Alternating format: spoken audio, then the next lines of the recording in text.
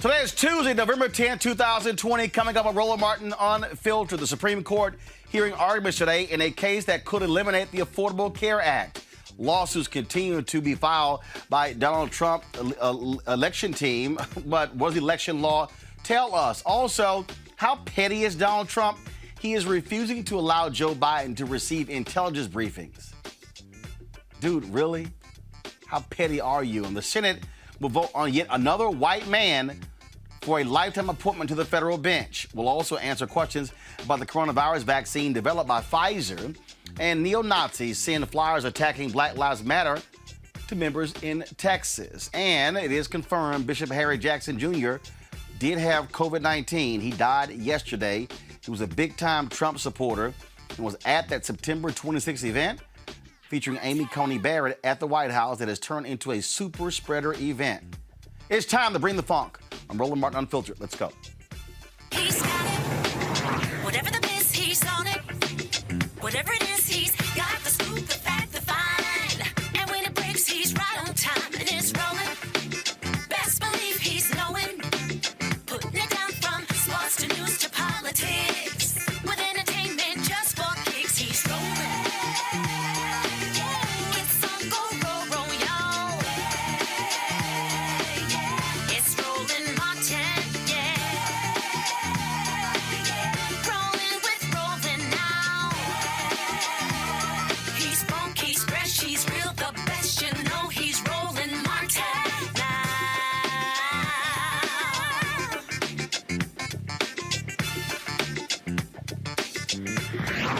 Martin! All right, folks, today the Supreme Court heard oral arguments in a case that could very well invalidate the Affordable Care Act. Now, during those arguments, Chief Justice John Roberts and Justice Brett Kavanaugh suggested that the court may cast aside the individual mandate while leaving the rest standing. President-elect Joe Biden held a news conference today to assure his support of the signature piece of bill that came under President Barack Obama. I promise you this, beginning on January 20th, the Vice President-elect Harris and I, we're going to do everything in our power to ease the burden of health care on you and your families. I promise you that. As I said, I will protect your health care like as my own family. And we've been, unfortunately, significant consumers of health care. That starts by building on the Affordable Care Act, with the dramatic expansion of health care coverage and bold steps to lower health care costs. My transition team will soon be starting its work to flesh out the details so that we can hit the ground running, tackling costs, increasing access, lowering the price of prescription drugs. Families are reeling right now, particularly the reporters in this room and others listening. You've interviewed a lot of these people around the country as you've gone all over the world, all over the country. Enduring illnesses, faced with risky choices, losing their employer plans in droves. Already 10 million have already lost their employer plans. They need a lifeline, and they need it now. They should have to hold their breath. They shouldn't be in that position, waiting to see if the Supreme Court is going to wrench away the peace of mind they've come to now rely on. So we're going to get right to work, I promise you, addressing the issues that families are talking about around their kitchen tables this morning, making sure that they can get in bed tonight with the peace of mind that they deserve, and fulfilling our moral obligation to ensure that here in America, health care is a right for all, not a privilege for a few. So come January, we're going to work quickly with the Congress to dramatically ramp up health care protections, get Americans universal coverage, lower health care costs, as soon as humanly possible. That's the promise I make to you. We're going to fight for your family's health coverage the same way we fight for our own family's health coverage. We want every single American to know, if you're sick, if you're struggling, if you're worried about how you're going to get through the day, we will not abandon you. That is a promise. We'll not leave you to face these challenges alone. We're going to get through this. We're going to get through it together. And we're going to build a healthcare system that puts you and your families first and that every American can be proud of. I want to thank you all for listening. May God bless you. May God keep you safe in this COVID environment, and may God protect our troops. Good afternoon. Today, the Supreme Court heard arguments in a case that could strike down the Affordable Care Act in its entirety. If the Supreme Court agrees with the opponents of the act, their decision could take health care away from 20 million Americans. It could take away protections from more than 100 million people with pre-existing conditions in our country and hurt the millions of Americans who have come to rely on the Affordable Care Act. Getting rid of the Affordable Care Act will take us backward to a time when people could charge a woman more for her health care than they could charge a man, simply because she's a woman. To a time when pregnancy could be considered a pre-existing condition. It will take away free birth control and contraceptive coverage for women. This is all happening at a moment when our country is suffering through a pandemic that has claimed more than 238,000 lives. And we all know that if the Affordable Care Act is struck down, communities of color would be hit particularly hard. Black, Asian, Hispanic, and Native American, because they are at a greater risk of pre-existing conditions from asthma to diabetes to lupus. And they are also 3 times as likely to contract COVID-19 and twice as likely to die as others. Now, I know we all know that we just had an election in America, an election where health care was very much on the ballot. Our country had a clear choice in this election. Each and every vote for Joe Biden was a statement that health care in America should be a right and not a privilege. Each and every vote for Joe Biden was a vote to protect and expand the Affordable Care Act, not to tear it away in the midst of a global pandemic. And Joe Biden won the election decisively, with more votes than have ever been cast in American history. It amounts to 75 million voices and counting, calling on the Supreme Court to see this case for what it is, a blatant attempt to overturn the will of the people. And the President-elect and I cannot let that happen. And now it is my honor to introduce President-elect Joe Biden.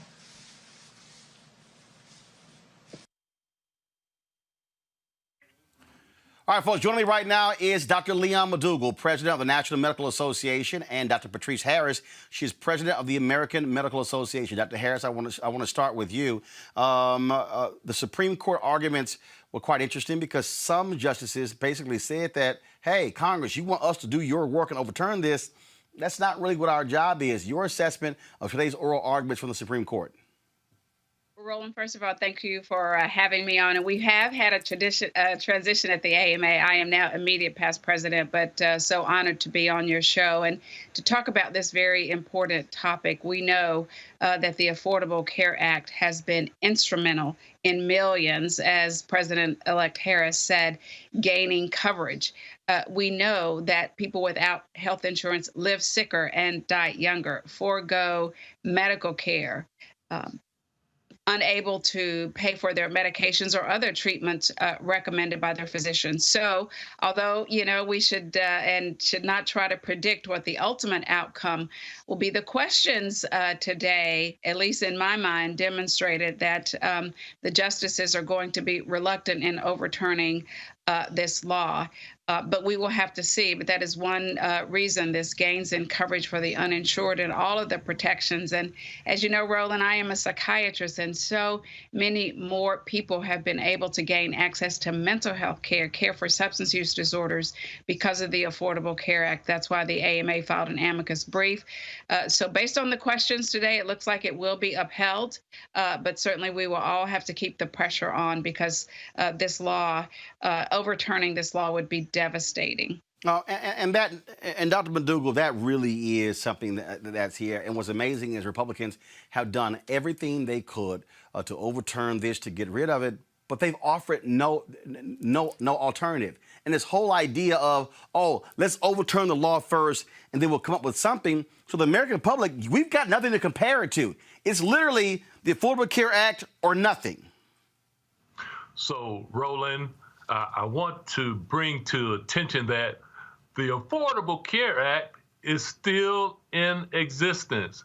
And this administration has cut the advertisement budget for the Affordable Care Act. So I would ask that people interested in learning more about how to sign up, go to getamericacovered.org, getamericacovered.org, because this administration cut the advertisement budget.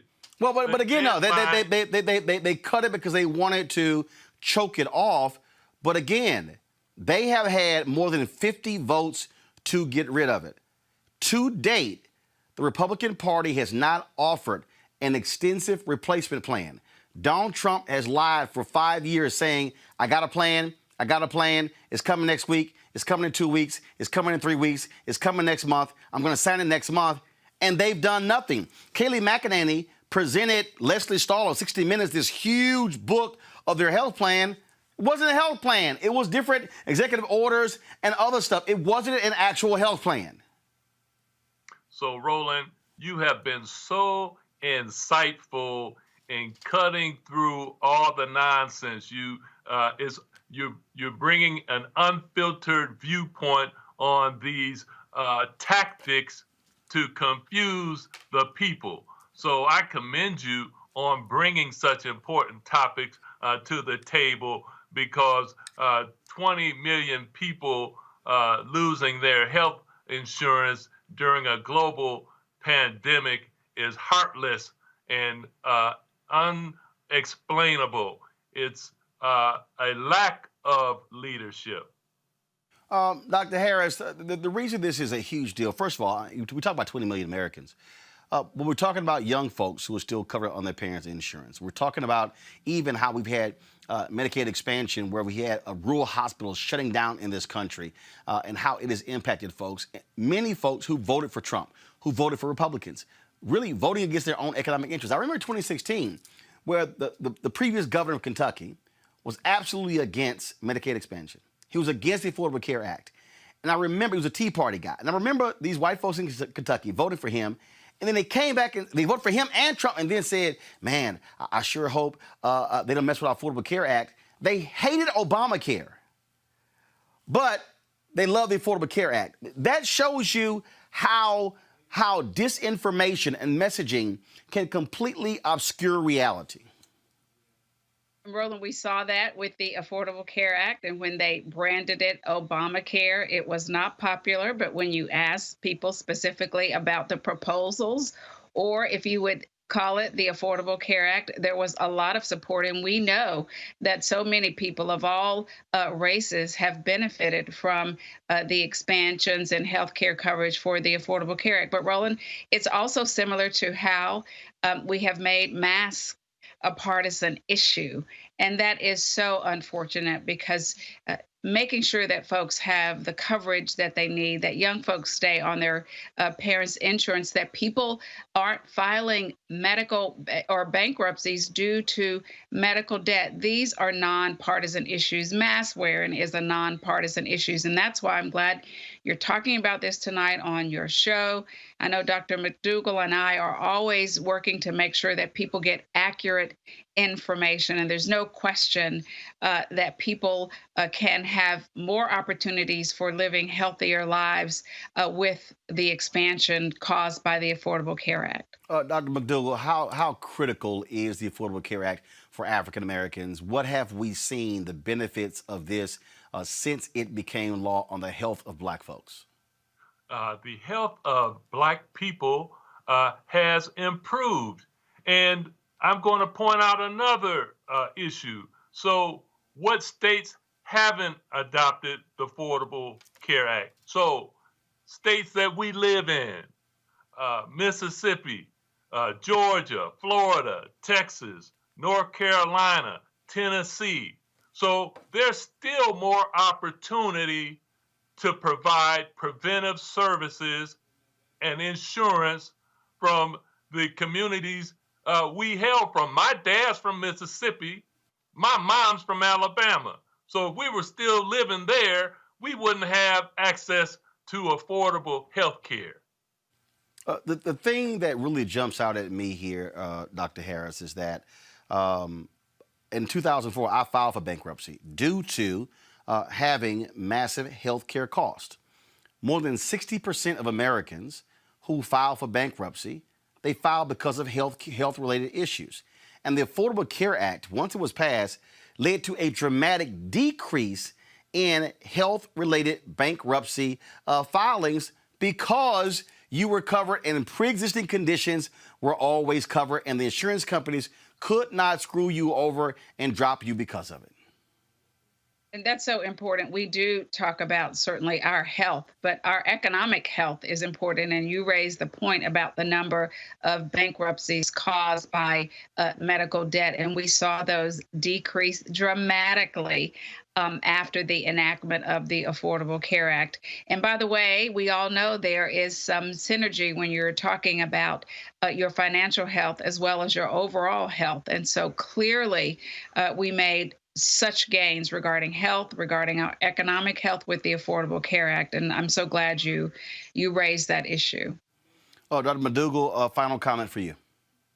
Dr. Harris brings up an excellent point. And so speaking to that, so if that goes away, 135 million people in the U.S. have pre-existing illnesses. So it's a free-for-all. There's no safety net. It really causes a wild, wild west as far as insurance is concerned, and that's tragic.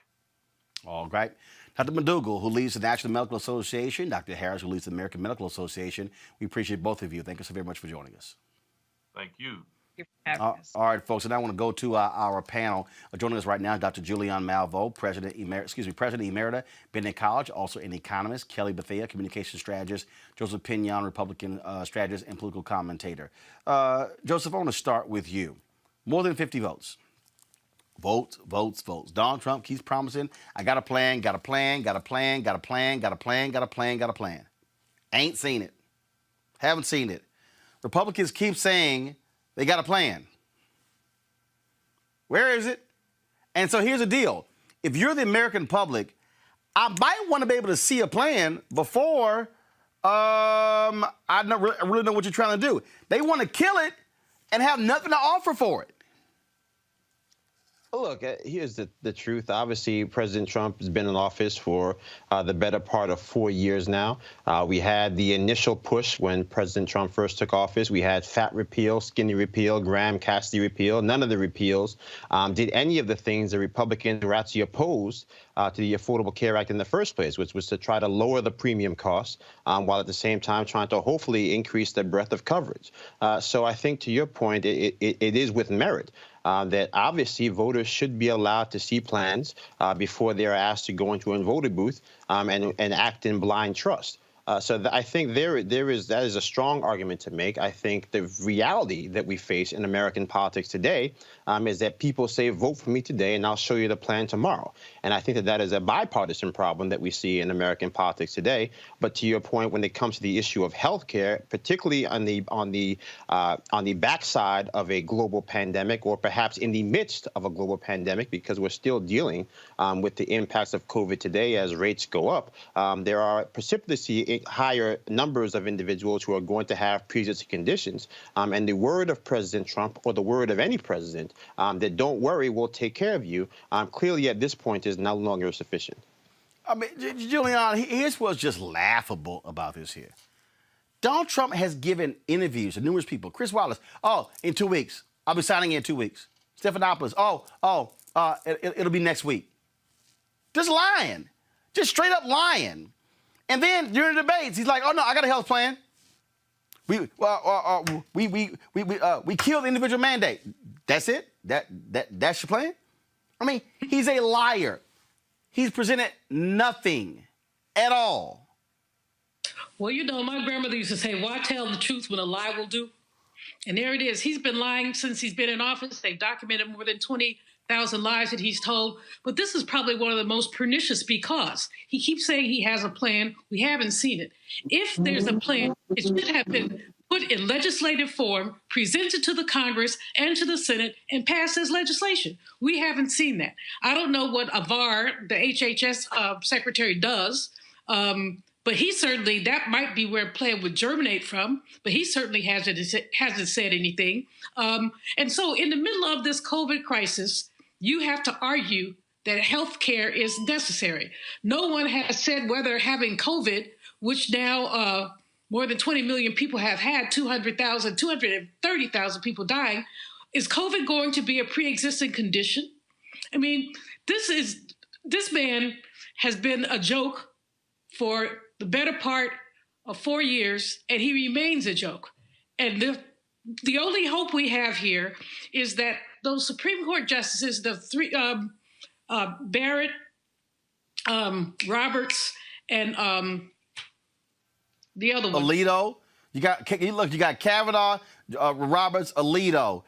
You got Clarence Thomas as well. And you got Gorsuch. So it looks like this thing may actually survive. I mean, I love what Robert said, about that's not our job. The truth is that if the Republicans want to get rid of the Affordable Care Act that badly, they need to come up with legislation that provides a solution. But they've had time. They haven't done it. They don't know how to do it, quite frankly. And there we have it. However, they say you get mourn all night and joy comes in the morning. I think that President-elect Biden is going to be time enough for them around this health issue. Kelly, Bob Lyons here. The Republicans have no plan. And what gets me is all these broke-ass white folks running after them, voting for them. And I'm going, if there's probably the most important issue facing you, yeah, it's going to be health care. I mean, you can sit there and be concerned all you want to about abortion. You can be concerned all you want to about the Second Amendment and your gun. But if your ass stroke out, that don't mean a damn thing. You might want to have a health care plan other than relying on the emergency room. And that's what a lot of people, especially that demographic that you just described, have to go through if anything happens to them. If they so much as sneeze and they don't have health insurance, they have to go to the emergency room. But bottom line is, for these people who are so against Obamacare, but are so for, constitutional rights and, tradition, et cetera, you cannot even exercise your right to life, liberty, and the pursuit of happiness if you're dead. And what the ACA does is protect you, essentially, from death. And it also helps you exercise your right to life, liberty, and the pursuit of happiness, because it helps preserve your health. So it is incredibly frustrating to me for the people who actually need it the most not see that point, but also on the Republican end, the people who are supposed to know all of these points, they should also know that their job is to legislate. Legislate meaning make law. They are trying to put that onus onto a body of government that is not designed to make law. And what you heard in Justice Roberts' comments today is frustration. Once again, they are coming to the court basically make up this law for us because we can't do it on our own. But the problem is they can't do it on their own because they're wrong. You cannot just take out a safety net for millions of Americans without a backup plan, especially in the middle of a pandemic, especially when most of your base is relying on said safety net being Obamacare. So they just aren't, the cognitive dissonance is just right there. And it's incredibly frustrating to everybody involved, even the Republicans for not getting what they want out of the court. The court is frustrated with the fact that the legislation isn't doing its job, and millions of Americans are about to be frustrated and are frustrated right now because people just aren't doing their jobs the way that they are supposed to be done. And it's all because the word Obama is in one of their basic rights. Let me just be real. I don't think it's because the word Obama was Yes, in it the is, basic Joseph. price. I think Joseph, yeah, it's not. Joseph, I think, look, Joseph. I mean, hold on. Joseph, hold up. Hold up. No, I know what Joseph. you're going to say. No. Look, Wait, hold up. So, Joseph, what am I going to say? You're going to say that there are plenty of people across this country, well documented, who are in favor of the Affordable No, that's Care not what I was going to say. That's not what I was going to say. No, what I was going to no, Joseph, that's not what I was going to say. What I was going to say is this here. Let me explain to people where the phrase Obamacare originated from. There were focus groups that were done by the Republicans to figure out how to oppose the Affordable Care Act. So, for instance, there used to be a thing called the estate tax. Republicans, folks like Frank Luntz, did focus groups, and they said, let's not call it the estate tax, let's call it the death tax. But Republicans aren't the only ones that run focus. No. Follow me here. But it was Republicans who specifically had the focus groups to figure out how can we change the language, the narrative on the Affordable Care Act. So what did they do? They settled on Obamacare. And what they decided is that if we put Obama's name in it, it doesn't matter what the bill is. This is what it's going to come down to, which is why I was one of the people, because Democrats were like, oh, sure, Obama cares. I was like, no, y'all are actually grabbing their disinformation and weaponizing it against yourself. That's why when you can go on the streets and ask people, it happened in Kentucky, Joseph. They said, do you support, they asked them, do you support or oppose Obamacare? Oh, I'm against Obamacare. Do you support the Affordable Care Act? Oh, I love it. It's the same thing. The word Obama is the key word. You have to understand, first of all, anytime you say the word Obama, you're going to have at least 65 to 70% of Republicans opposed to And that's why they did it. Right, but you're missing the point. There's two separate issues. There are the principled reasons why people are opposed to the Affordable Care Act, and then there are the political tactics that are being leveraged to make sure that it actually is either A, undermined, or B, didn't come into fruition. Obviously, they weren't able to stop it from coming into fruition because they did not have the political power to do it. But subsequent to that, again, if you want to talk about things like getting rid of the actual individual mandate, I mean, the irony here is that Republicans in many ways have been hustling backwards. Because they were actually able to strike down the portion of the law that inevitably would have deemed the law perhaps unconstitutional. And now they're back at the courts pleading for, as you have said, for the courts to do their job when they have not proposed any solution. So, look, I think we could get stuck in a healthcare loop all day. I think at the end of the day, what most Americans want is to be able to make sure that they don't actually have to go bankrupt because they get sick. I think that's what people across the political spectrum want. The issue becomes, what is the mechanism that's going to allow people to do that? No, actually, there's no issue because the Republican Party has not offered a single alternative. They have not put forth. They haven't put forth a single plan. That's not entirely true. I think there have been plans that have been put forward. They haven't actually passed them. They haven't actually leveraged political capital. Hold up, Joseph. When I say put forth the plan, that means pass it. Republicans control the United States Senate, right? Yeah, they have the majority. At any point in the last 4 years, in the last 6 years. That's my question. At any point, Joseph, answer the question. Just answer the question. At any point in the last 6 years, Joseph, let me finish. Joseph, at any point in the last 6 years, has the Republican Party put a plan on the table and voted in the United States Senate at any point? Yes. When? Are you serious? We didn't sit there when we had to have actual Senator where the late great Senator McCain is sitting there with his thumb down, and we've got people. No. See, Joseph, you're wrong. That vote was to repeal the Affordable Care Act. That's not what I said. What I said is, Joseph, repealing the Affordable Care Act and passing your own health plan are two different things. So right before he turned his thumb down, he didn't actually go. There was not a vote for Senator Graham and Senator Cassidy to pass health care. That didn't happen. I made this up. It's a figment of my imagination. Joseph, has the Republican Party passed?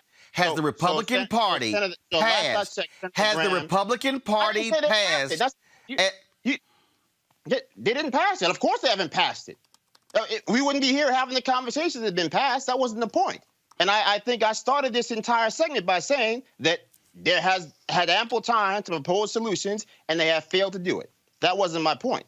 The point that I was trying to make was that at some point we have to accept the fact that there are actual principled reasons why people were opposed to the Affordable Care Act, which are separate from the fact that people just hated everything Obama liked. Which, to be clear, and I agree with you there. Yeah. Just absolutely.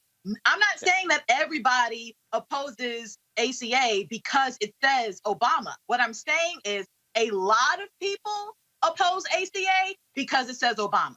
A lot of people. Without question. Out those who have a rationale behind ACA being into play. But even still, like Roland is saying, they have not really offered an alternative. If anything, the reason why the ACA was upheld by SCOTUS is because of the individual mandate saying that it was a tax.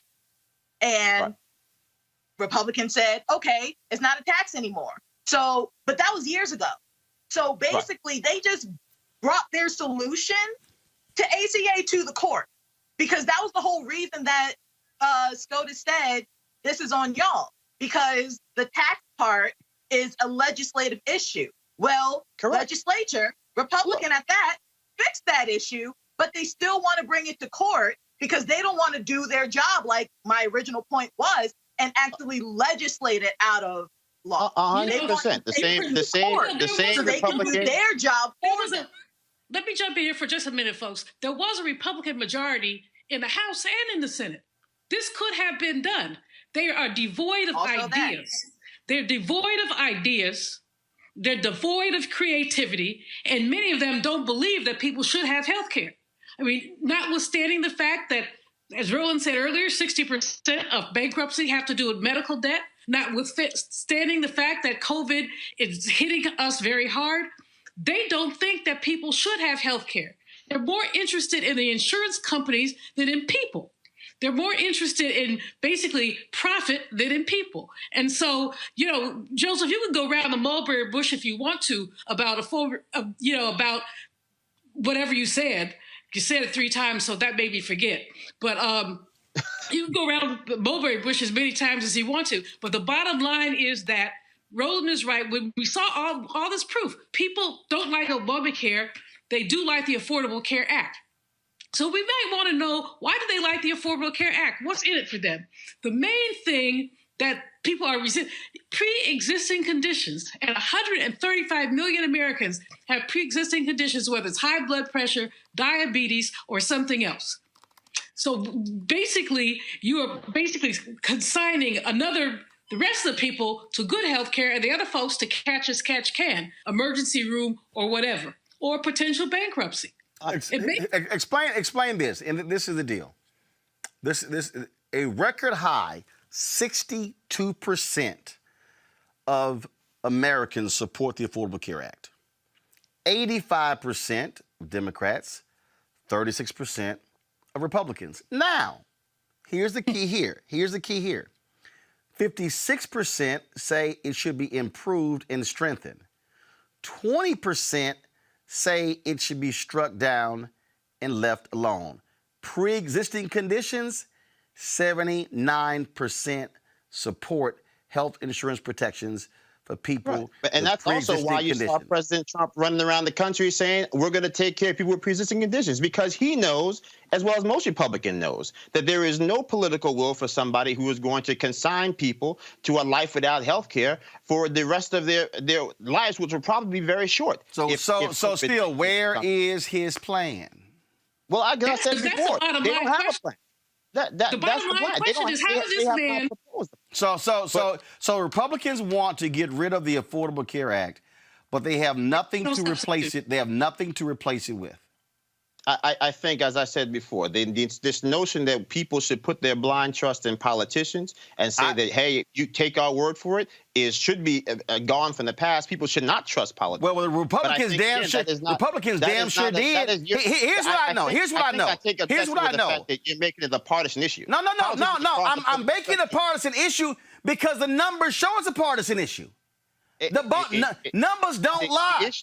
The issue of people saying, take my word for it and not presenting a plan ahead of time is what I'm saying is not a partisan issue. On the issue of health care, Republicans have done. But that's what Republicans have done. Mr. 45, soon to be ex-president, Mr. 45 has run around talking about, I have a plan. I'm going to take care of you. We're going to deal with pre-existing conditions. We haven't seen a piece of legislation. We haven't seen a plan. We haven't seen anything. So you're right that we shouldn't take politicians' word, but here's the bottom line. We have a president who is just a bold-faced liar who has been deficient on all issues concerning health. Morally deficient, fiscally deficient, and intellectually deficient. Here right here is why this is partisan. This is September 2020, a morning consult poll. Right here, all voters in March, 55% supported the Affordable Care Act. In September was 62%. Democrats in March, 83% supported it. In September, 25%. Is your position One second. Independents in March, 50% support, 59% support. But Republicans in March, 28% supported. September, 36%. I dare say, I would love to actually see a poll done. Do you support Obamacare or do you support the Affordable Care Act? We have seen I don't think I'm arguing that point. I think with the point that I've been making is that this notion that we have a bipartisan agreement on issues that politicians on Capitol Hill can't find a way to pass legislation on is not unique to health. I'm sorry. Hold up, Joseph. Who made that point? I made that point. That's the point I've been making. Okay, but duh.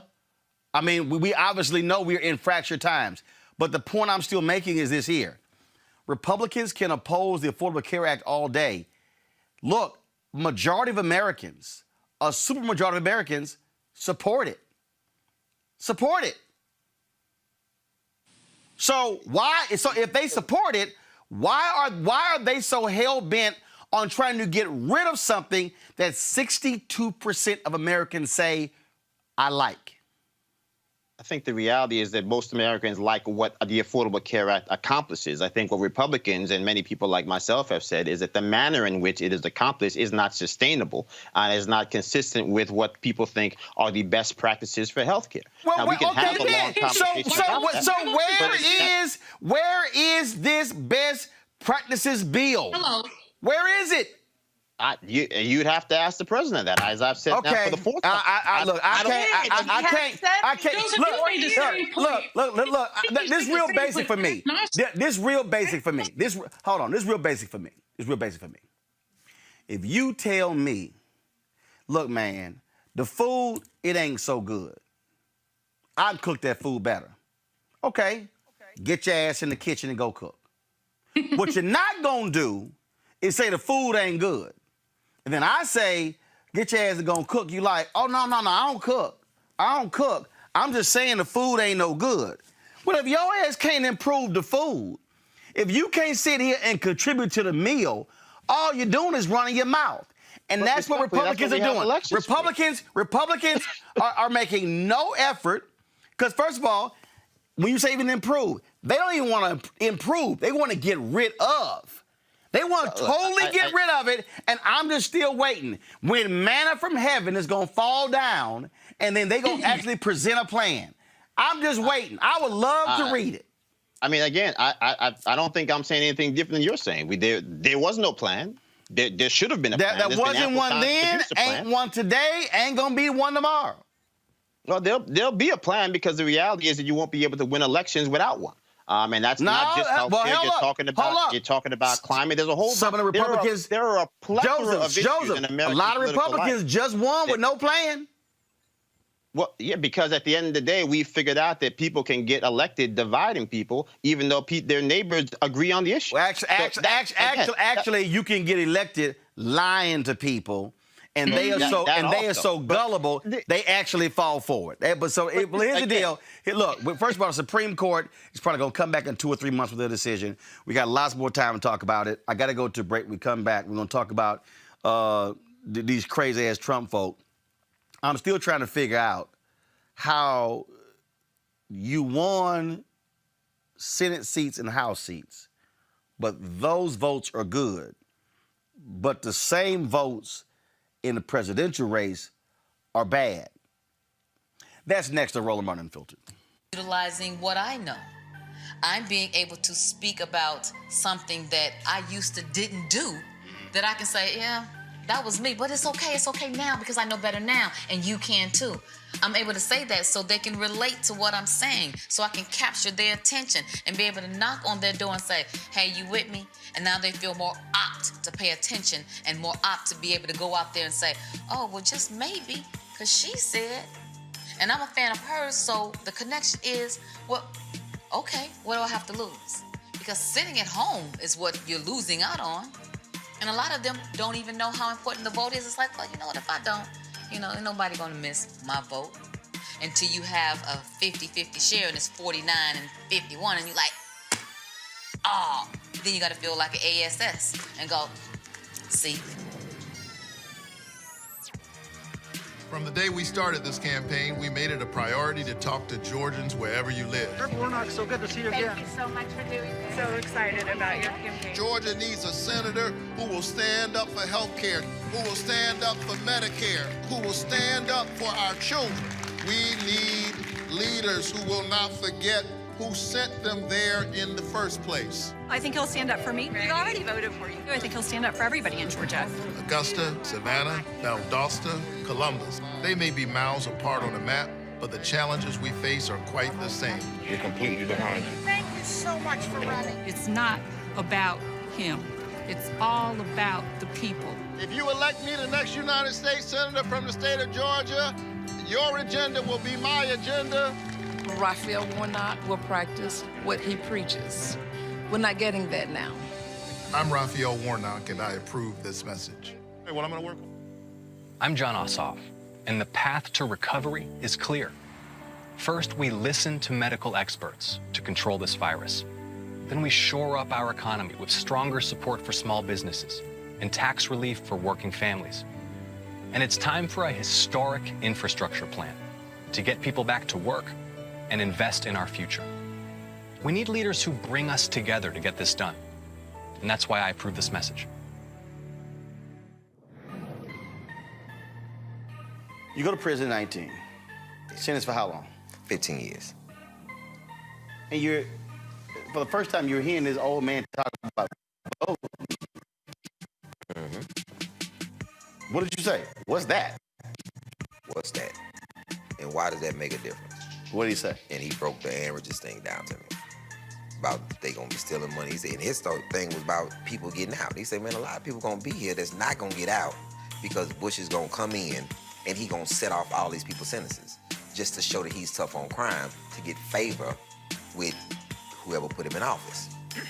It made sense to me once he broke it down. Then I started reading about voting and the importance of voting, just talking with them. Because these are men who probably marched for voting, probably something went wrong in their life, they still ended up in this place. But there was a lot of knowledgeable people there, and I just hung with the old cats that had all this information. Hey, man, when you get out, this is what needs to happen. This is what's not in the community. This is the reason why you're here. You know what I'm saying? You don't see it like this, And I'm like, man, wow. That was deep what you just said.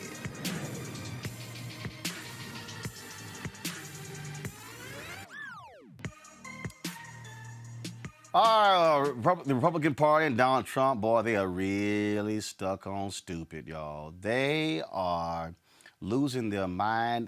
They are alleging just voter fraud everywhere. Do y'all want to see stupid? I'm going to show y'all stupid. Kim Klacik, the clueless child running for who ran against Kweisi Mfume, who got dusted. And when I say dusted, she got dusted, y'all. She lost 75% to 25%. Do y'all know that her ass literally sent a tweet out saying that, oh my goodness, I'm going to appeal. I'm going to appeal my race because surely that's why I lost, because of voter fraud. Boo. You ain't lose because voter fraud. You lost because you a fraud. In fact, y'all, look at this dumbass tweet. She said, first of all, Trump tweeted, he quoted some pollster in Britain. She goes, agreed, I beat my opponent on day of and in-person early voting along with absentee. However, 97,000 mail-in ballots were found in his favor. Luckily, we raised enough money to investigate. Julian. That young lady These people, but it's, wait a minute. The fool who lost to Karen Bass. It got worse. Let me find this tweet. Let me find it. Again, first of all, these are people who are really stuck on stupid. That's the kindest thing you can say. But what gets me with these fools, this one dude, I got to find this one. Hold on. Because same thing. This fool right here. Hold on. Let me go back. I had it. Let me go. It really is funny how they try to this fool, Errol Weber. Go to my iPad. I'm going to the Los Angeles County Registrar's Office in Norwalk today to audit the vote counting procedures. I will not concede. Every legal vote needs to be counted. No, wait. Do y'all want to know how many votes he got? Y'all, Karen Bass whooped his ass with 86.4% of the vote. He got 13.6%. Does this fool really want us to believe that he gonna pick up some 200,000 votes somewhere? You got the entire Republican congressional delegation from Georgia basically saying to the governor, the lieutenant governor, secretary of state, y'all lying. They actually want the head of elections in Georgia to quit. Julian, these people are nuts. Like I said, Roland, that's the kindest thing you could say about them. They're delusional. But one of the things, I'm glad you mentioned the Baltimore race as well as Karen Bass's race. We could also talk a bit about Maxine Waters' race. I don't know where these Republicans come trolling for ignorant black people. But that's literally what they do. They go trolling for ignorant black people who do not know how to add, nor count, nor read. Baltimore is historically and traditionally Democratic. I mean, I understand having a symbolic candidate in the race just cause, but how this young lady thought she had a chance, a snowball's chance of getting anything done is amusing to me. Same thing with this. So you have 13% of the vote, and you think that somehow there was voter fraud? I don't think so. Kelly, somebody on YouTube said these people have overdosed on mayonnaise. That's a good one. Kelly, I mean, this whole idea that there's this massive voter fraud. Donald Trump has been screaming voter fraud when he got his behind kicked by Hillary Clinton by 3 million votes. His ego cannot handle he lost the popular vote. That's all this is. And the real problem is Republicans are indulging his stupidity. They're afraid of it. Kelly? Well, my issue is if the tables were turned miraculously and somehow Miss Kim actually won anything in Baltimore and the Democratic nominee wanted to recount, this would not be the issue. You know what I'm saying? Like if the tables were turned and there were votes that were in need to be counted, they would not be having this. It's always if I'm at a disadvantage, then something must be wrong. And it's incredibly frustrating to me, and I'm sure it is to the American people, when you see with your own eyes people who are literally working to cheat and not working for the people, because this is actively trying to cheat. And that's what's also funny to me. You're failing at cheating. So what makes you think that you deserve an office outright on its merit when you fail to do the wrong thing right?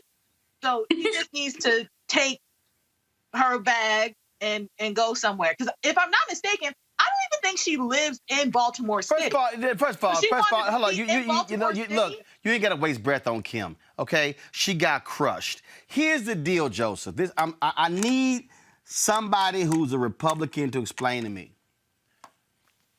How do you stand in front of the cameras and laud Republican victories that were literally on the exact same ballot, but then say, but in that race they cheated?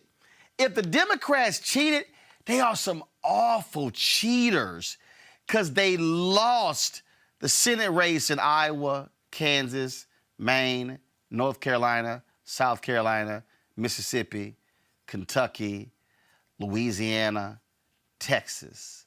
They got to be really bad at this, because if you're going to cheat, I figure you might take the Senate with you. I mean, look, we could have a very long conversation. I'm not going to try to crawl into the mind of crazy, but I will say this. I think that our obligation to the American process is devoid of the individual's personal motivations. And so we have an obligation to count the votes, which is what's happening. And if people want to avail themselves of the court process, that is their constitutional right. And ultimately, that is not a betrayal of the process. It actually makes the process stronger because, as my grandfather told me at a young age, the only thing better than taking a man's money is making him count it before he gives it to you. So, look, if people think that there is fraud, we should find out about it. There's no evidence of that. None. And again, none, the process, zero, zilch. Look, none. To be clear, again. Wait, Julian, wait. Robert, finish. Yeah, so, I think at the end of the day, look, here's the truth. There are going to be legal briefs that are filed. The courts will either say there is fraud or there isn't fraud. They'll say there is merit or there isn't merit. At the end of the day, either we have a country or we don't. Either we believe that we have an independent judiciary or we don't. And so I think if we're talking about how do we heal this country, because we could have a long conversation about how do we get here.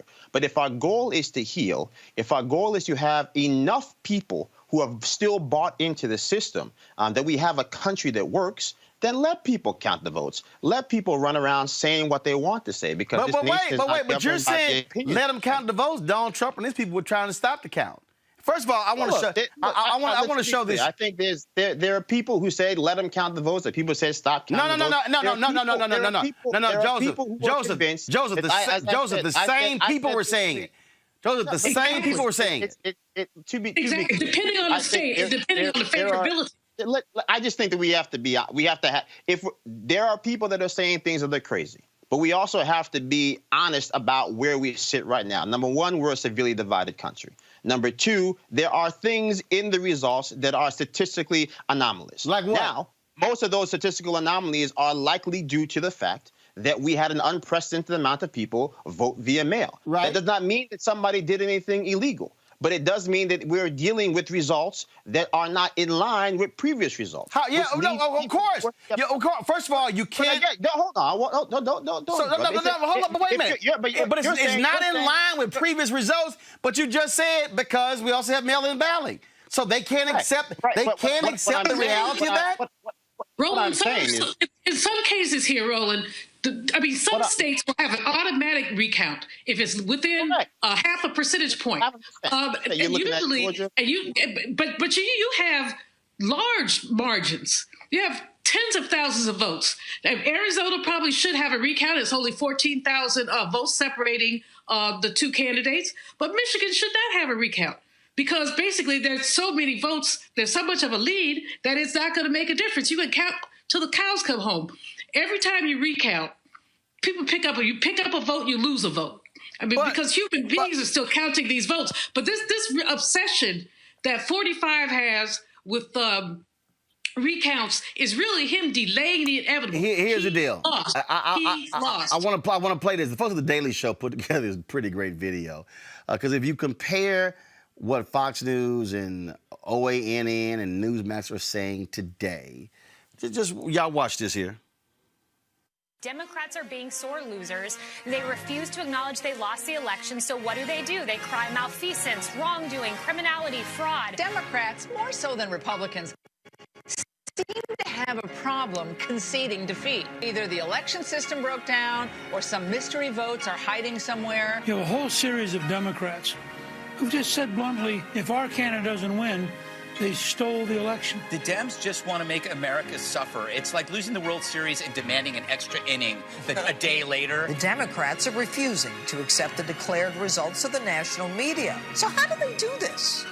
Lo and behold, they find missing ballots. The radical left is attacking the sanctity of our votes, refusing to accept the midterm election results. So what if these were Republicans refusing to concede? Democrats may see how they'll be able in the future to steal elections through lawsuits that they can't win with the voters. Ramping up election conspiracy theories, accusing Republicans of outright stealing the election.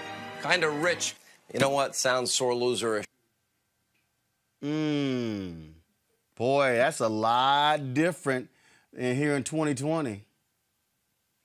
I mean, look, Roland, like I said, I think at the end of the day, there are going to be people that say things that make sense. There are going to be people that say things that don't make sense. I think the one thing that we should understand makes total sense is to allow the recounts to where they need to occur. I think most people that are talking about these results are talking about 3 states. They're talking about Pennsylvania. They're talking about Arizona. They're talking about Georgia. That is it. We don't really think that there's anything going to be made of what happens in Wisconsin or Michigan. No, not true. Not true. The Trump folks. I think. No. You said no. That's not true. Here's the truth. No. Joseph. That's not Joseph. I got to give facts. Joseph. I don't speak for the campaign. Joseph. I didn't say you do, but I got to give facts. No, you said there are 3. They are alleging 6. They are saying Wisconsin, Michigan, Pennsylvania, Georgia, Arizona, Nevada. They're saying 6. What they're doing, they filed 5 lawsuits. They're 0 for 5. They're continuing to file those laws. In fact, hold up. You got to throw in 7. Minnesota. They also have Minnesota in there. And so they are trying to make the argument that, oh, it's this massive fraud. Now even, you saw what happened when Bob Barr made his announcement.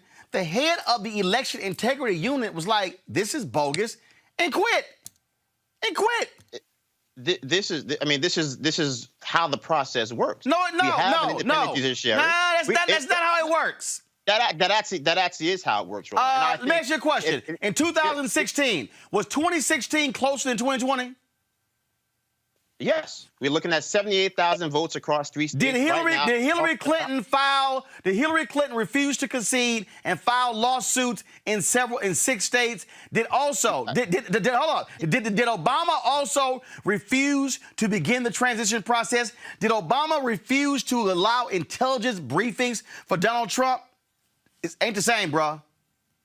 Here's the thing. If you want to talk about what people chose to do, that's fine. What I'm saying is that the system works, that we have an independent judiciary, the same way that you believe that the Supreme Court will, as I do, will come back and say that this lawsuit with healthcare is going to be tossed out. I also believe that many of these lawsuits that will be presented are likely going to be tossed out, same as they have been already. But filing the lawsuits in and of themselves is not some type of debasement of the political process. Actually, it is actually the process. No, actually, it is. No. 1 second. Hold on. I got to bring in Kelly. It is a debasement of the process because what it is, Kelly, is when you have all Republicans in the congressional district of Georgia demanding the resignation of the Secretary of State, who is a Republican. One second. Who is Who is a Republican because he dared stand up for the election in Georgia? Kelly, that's an abomination. Not only is it an abomination, there are grounds to argue that was illegal. because you can't, especially when it comes to lawsuits in general, you cannot bring a lawsuit to the court without evidence. Otherwise, it's a frivolous lawsuit and there are repercussions for doing so. So it's not about preserving any type of integrity or trying to just make your voice heard in the court because you feel like you've been wrong. This is a clear account of Republicans perpetuating a lie to keep the propaganda going. This is nothing more than propaganda. This is nothing more than trying to substantiate a lie because they are literally putting the cart before the horse. I know a lot of people have been saying that, but that's literally what this is. You have a cart without anything to drag it, and you're trying to find something to drag, and there is nothing there. There is nothing here to substantiate these claims. There's nothing here to purport that the lies that they're saying are even remotely true. They are literally only doing this to basically make themselves feel good and to make their lies feel more legitimate, even though they're not legitimate at all. The other thing they're doing is undermining our democratic system. That's what they're doing. And so you end up, we've had 70 million votes for 45, 75 million votes for President-elect Biden. This is an unprecedented turnout in the United States because people basically work very hard to get every vote out there. Folks like Latasha Brown, Black Votes Matter, and others basically work very hard to get the votes out there. But if people believe that the system is flawed, if they believe that their votes do not count, I hesitate to think about what we'll look at in 2022 or 2024. And if people really believe that there's that much fraud, then they may be discouraged. And that's what 45 has been counting on the whole time. He started talking fraud in April, and he's been talking every time he opens his mouth. Ray Charles could see through this. If he basically says, if he basically says the only way the election is fair is if I win, that lets you know what's wrong. And that's why. And here's what I'm noticing, Joseph. Here's what I'm noticing. This was just very weird. Again, I just think this is just very weird. They're filing lawsuits in the same races where Republicans won. Do you see Democrats filing lawsuits saying, hey, it's voter fraud we lost in South Carolina? It's voter fraud that we lost in Iowa. It's voter fraud that we lost in Maine. It has to be. The Republicans are literally saying it's voter fraud that we won here, but on the exact same ballot, they fraudulent ballots. Here's what I'll... And when I say Republicans, I mean president, whole administration, senators, House members, state officials, the entire Republican apparatus. Very few Republicans have actually said, congratulations, Vice President-elect Joe Biden. They are standing largely behind, and when I say largely, 98% are standing behind Donald Trump by saying, oh, this was fake, it was stolen, it was fraudulent. I don't think most people are saying it's fake. That's not what. That's not what I said. Not what Senator. I said. No. It's kind of what you said. And I think. And no, also I know Senator what I said. Didn't send it. I said other than a handful of Republicans. Handful. Hold up. This a hand. Hold up, Joseph. Joe, this a hand. This a hand. I can put them in right in the hand right here. I can put the Republicans in both of my hands. When you count members of the United States Senate, yesterday, Mitch McConnell stood on the floor of the Senate, Joseph. This is the Republican majority. A handful or no? This is the Republican leader, stood on the floor and praised the Republicans who won on the same ballot, but then criticized it. And I'm like, it's the same ballot. Same ballot. Look, I think here's the truth. Lawsuits are going to be filed, if, to Dr. Malvo's point, that this is all just some scheme to undermine American democracy, then I don't know what would be more fitting than a appellate court packed with Donald Trump appointees and then a Supreme Court packed with Donald Trump appointees telling President Trump, you lost the game, like Shannon Sharp. I don't know what else you want. I mean, that's how the American system is designed to work. These people, so, is Chris Messler there? Is Chris Messler there? I think okay, y'all, hold on one that's... second. Let me bring in Chris Messler, constitutional law professor. Chris, seriously, I mean, look, you're Republican. Can you provide some common sense to what Republicans are doing? These Senate Republicans, these House Republicans, what Trump are doing? Any common sense whatsoever? Well, first of all, from a pure legal standpoint, the cases that have been filed so far have no merit, period. And the courts have said that. Look, you cannot simply come into court and say voter suppression, wide-scale cheating without evidence. Where's the evidence? And in addition to which, you cannot simply say in the same court, stop counting the ballots, and in the same court say, you're not counting fast enough. Which is it? You cannot, in Michigan, file a case and the case is dismissed because you failed to attach the proper paperwork. Look, I agree, you have the right to file whatever it is that you want to file, but there has to be evidence. You cannot say, as the head of the RNC, when asked, where is the evidence? And she says, give us time to develop the evidence. As a lawyer, if I went into court and did that, they'll pull my bar card. You can't do that. So what I'm not understanding is, if there is all of this evidence, where is it? To the extent that it exists, present it.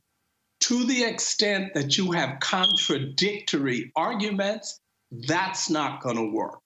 And that I don't get it. I've read the briefs, I've read the pleadings, and at this point, I don't understand what's going on here. And Chris, in looking at this, again, what makes this worse is when you have individuals who know better.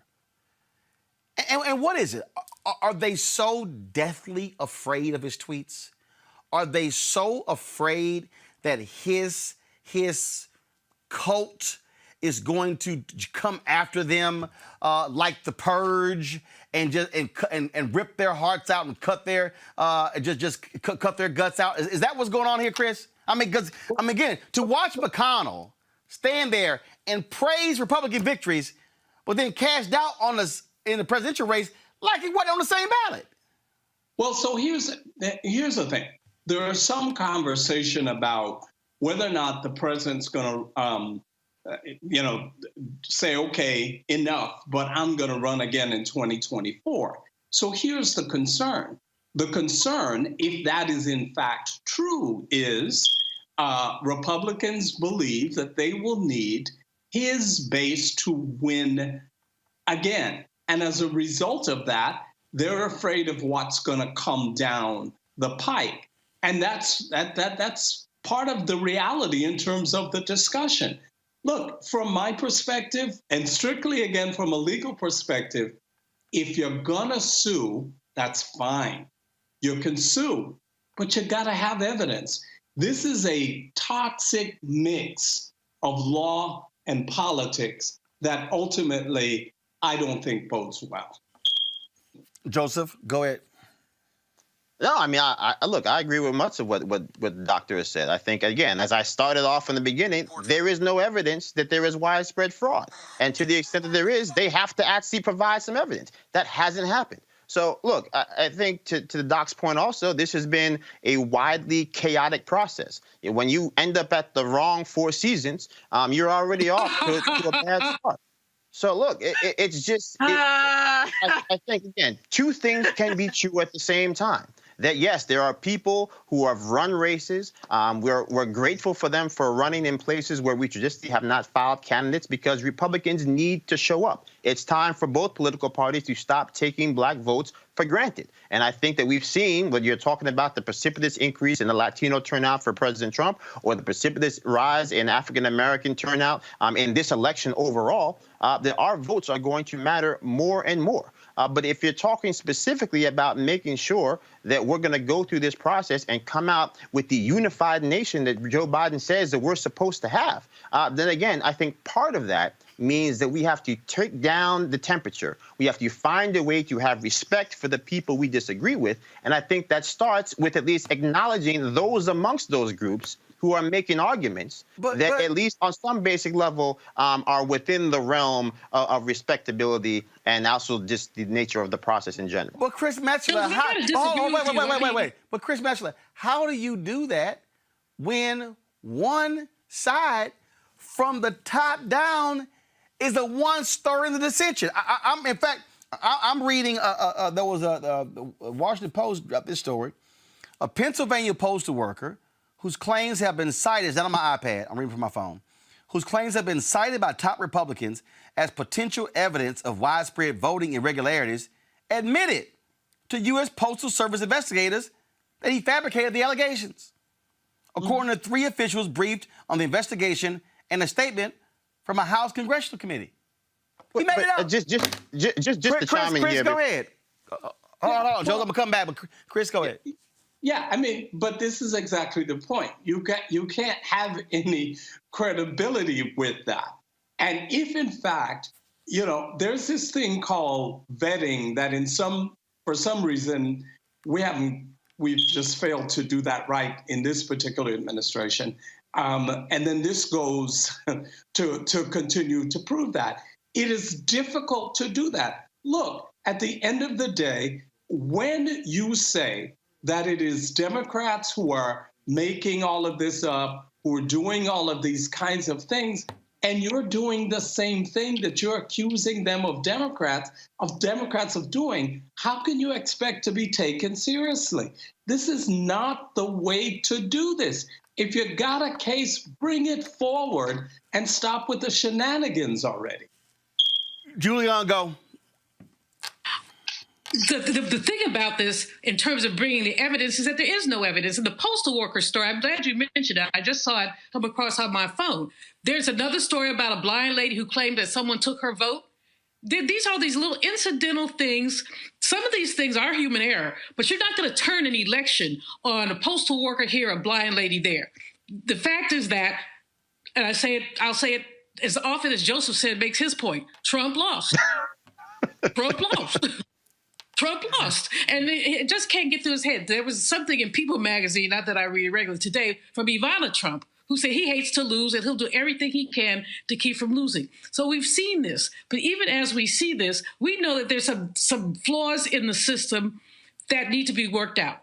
Mail-in voting has always worked, and it always has a few little problems. We still haven't counted the overseas votes. I mean, they may not have all come in. Mr. 45 says he values the military, kind of. Well, shouldn't their votes count too? But the fact is that he doesn't value the military. He doesn't value his own constituents.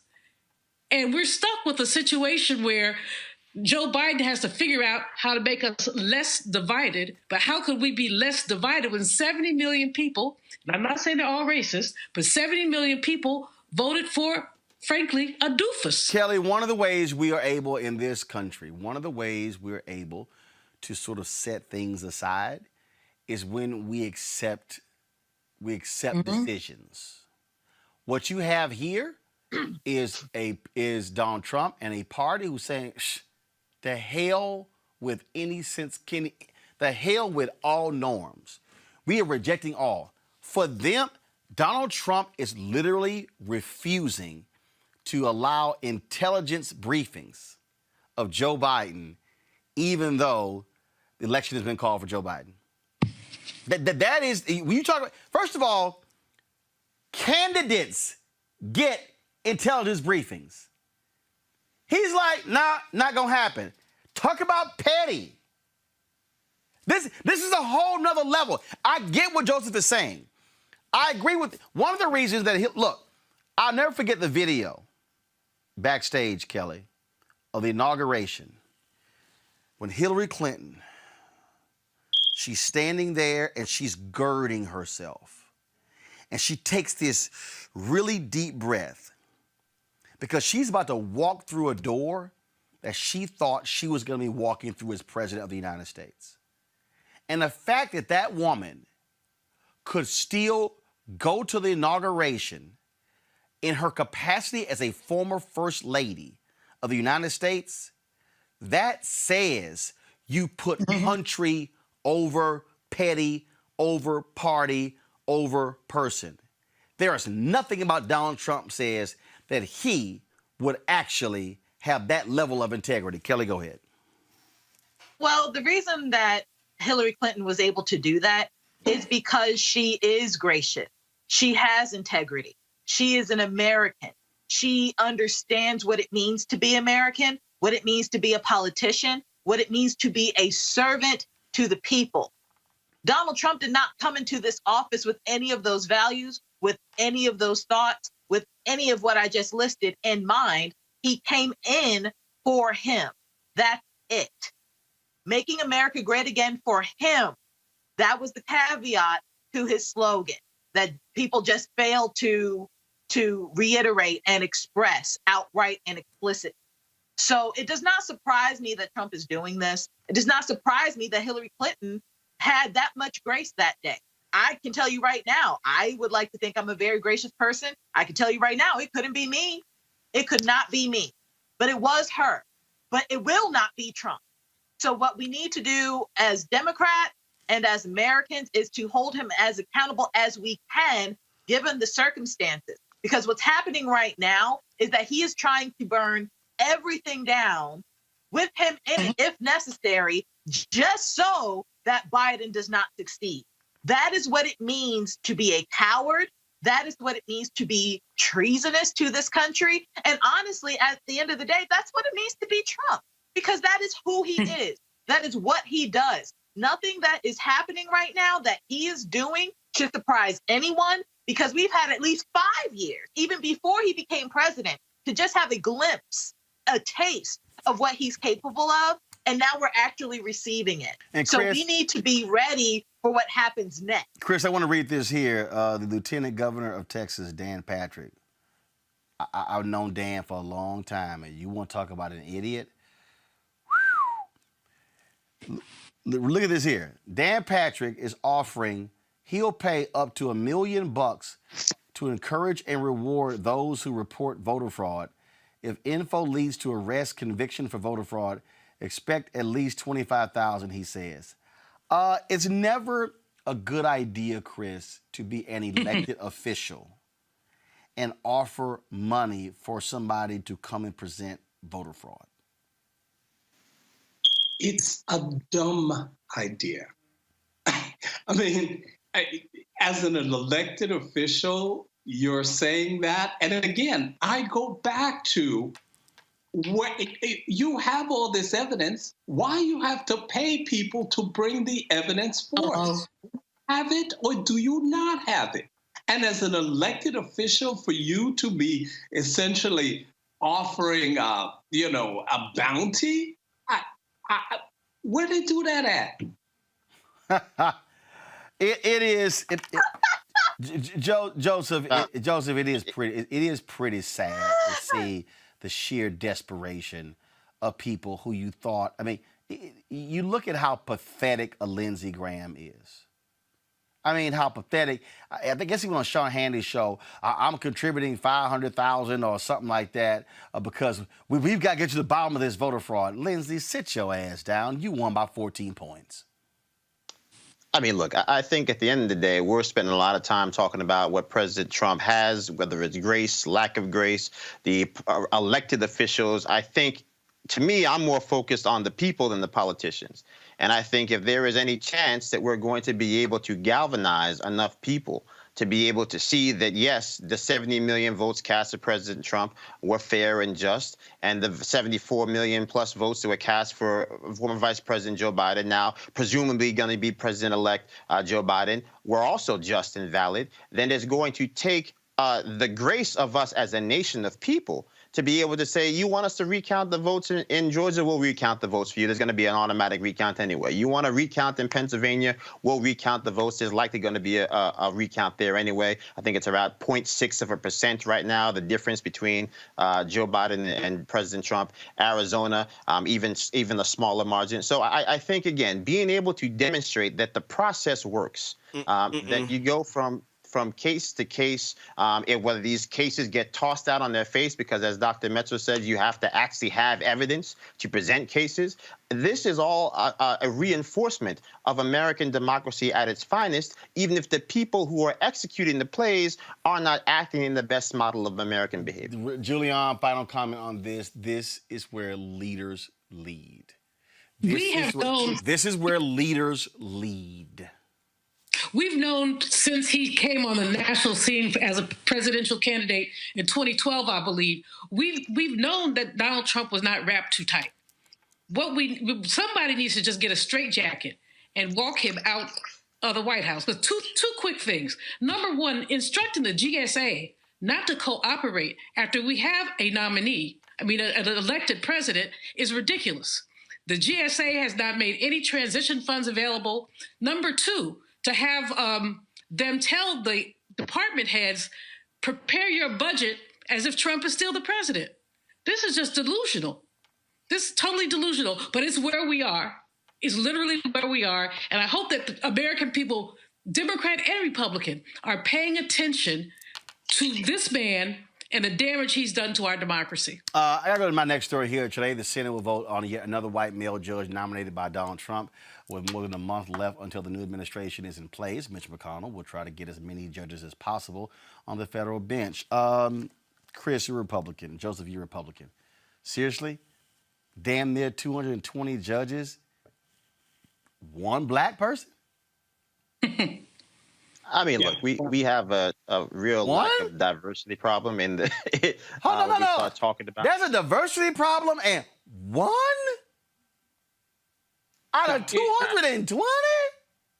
No, it is completely, and I've said this before and before and before, and obviously nobody's listening to what I'm saying. It's more than a diversity problem. It's a systemic problem. Listen, I always have to say to the party, criminal justice is cute. And it has its place, but as it relates to the persons who are making those decisions in the first place, don't tell me you can't find any. Where did you look? Under a rock? Because I got 700 I can give you right now. Here's my deal. Here's my deal, Joseph. 1% is 2. Mm-hmm. They ain't even at 1%. Right. I mean, look, there are a lot of people that pretend that somehow Clarence Thomas is the only qualified black man to sit on the court. He is not.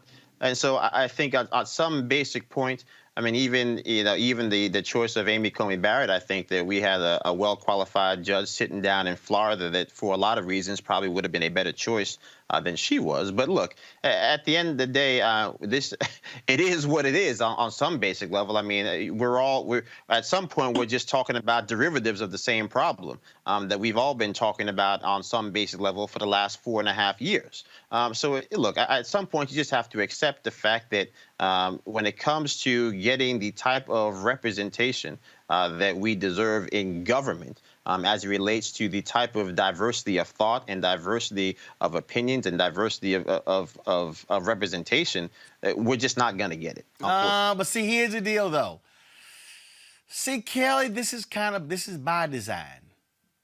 They want, and Mitch McConnell said, they want 35 to 45-year-old, largely white men. This is by design. This ain't no accident. No, it's not by accident. nothing that this Republican legislature has done, especially the Senate, nothing they have done is by accident or by happenstance. All of this is deliberate. When you have a white male, very right-leaning judge on the bench, you have a tendency to basically work against the interests of every other demographic in the American constituent. Like, Black women aren't considered, people of color of either gender aren't considered, youth typically aren't considered. No one's considered except rich white men when you have that kind of person on any bench, federal or otherwise. And when that happens, you come up against some really terrible law that gets made by way of case law. And that's how we get Trump. That's how we get McConnell's. It's sad the way that this Congress, well, this Senate specifically, really does not care about the people who voted for them, because not even they are going to be taken into consideration with these appointments. It is literally solely for self-interest alone. Julian, again, I think what you're dealing with here is you're dealing with the Federalist Society. Look, Mitch McConnell and Republicans, they want white men ruling in these federal cases. They ain't looking for no black folks. They ain't looking for Latinos. They ain't looking for white women. They want white men. Exactly. And, Roland, this just, we got to go back in history to look at what happened after Reconstruction and to look at the way the laws were stacked against Black people.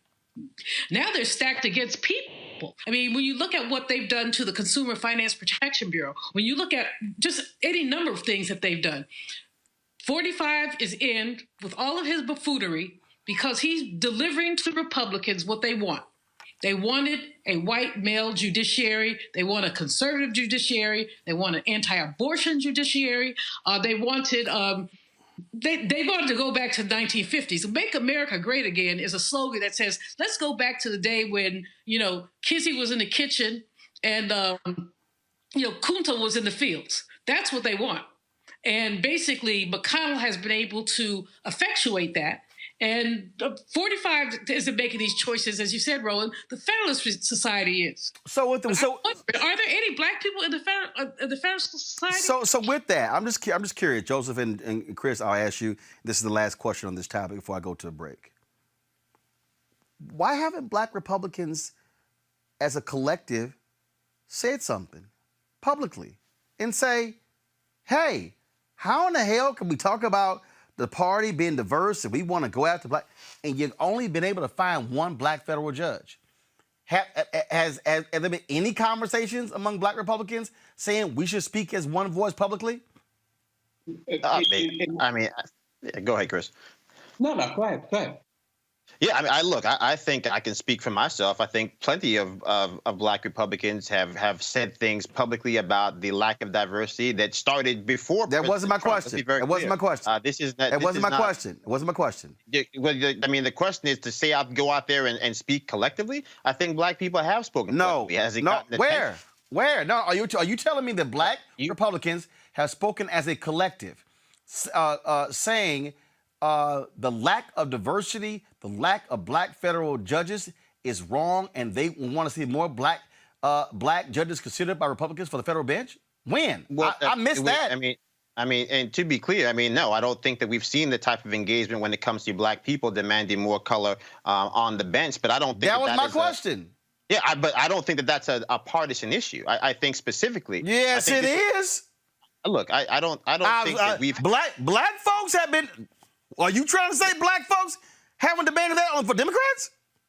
What I'm trying to explain to you is the fact, number one, we need more color on the bench, period. Number two, we certainly need more black men, Black women on the bench, just across the board. That's at the federal level. That's at city levels. That's just a given. We know this concretely. What I'm saying is that there's, number one, a schism, if you say, within the Black Republican conservative movement as a whole right now as a result of what's happened over the last 4 years. So that's a completely separate issue. And I think as a general rule, any conversation that we've actually had over the last 4 years office has been dwarfed by the fact that we are living in a 24/7 Trump news cycle that basically drives anything else you'd want to talk about out of the the public opinion. Hey, Chris, I ain't even heard it come our way, and we ain't in the Trump cycle. Chris, go ahead.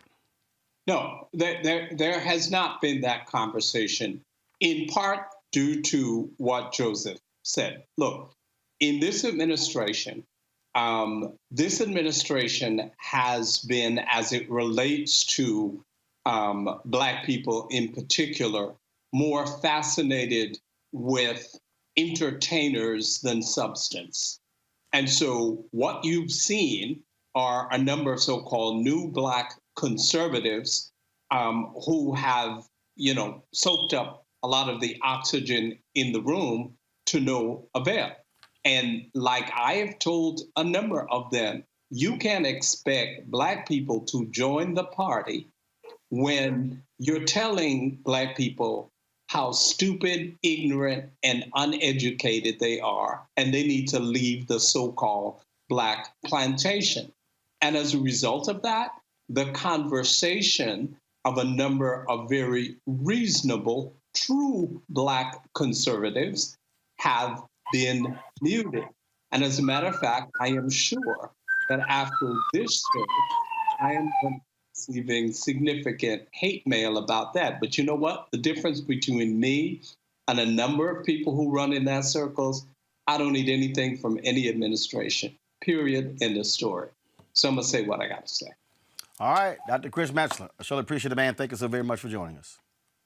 My pleasure. Go on to a break. We come back, we'll talk Pfizer and their promising vaccine for coronavirus. That is next. Plus, crazy-ass white person, a Republican in Pennsylvania.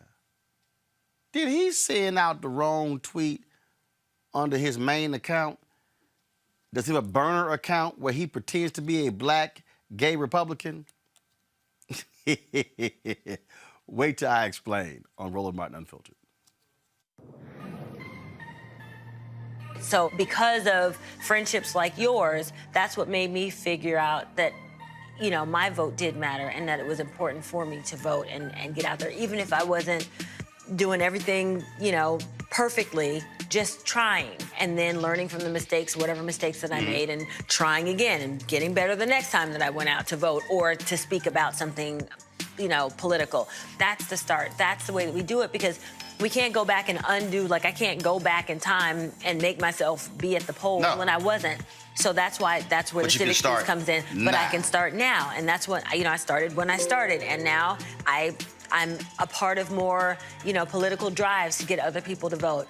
I'm not the world's smartest when it comes to politics. I'm the first to admit that. I'm not even the second or third. But I'm trying, and I think that's really the message here. Get out and vote, because it does matter. Your vote absolutely matters.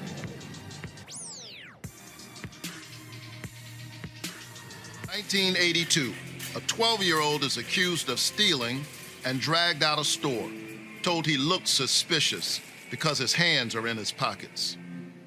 I'm Raphael Warnock, and that boy was me. Back then, I didn't understand how much the system works against those without power and money, that the rules were different for some of us. Too often, that's still true today, especially in Washington. I approve this message because it's time for that to change. I'm John Ossoff, and too many are struggling to afford prescriptions. One change in the law would make a huge difference.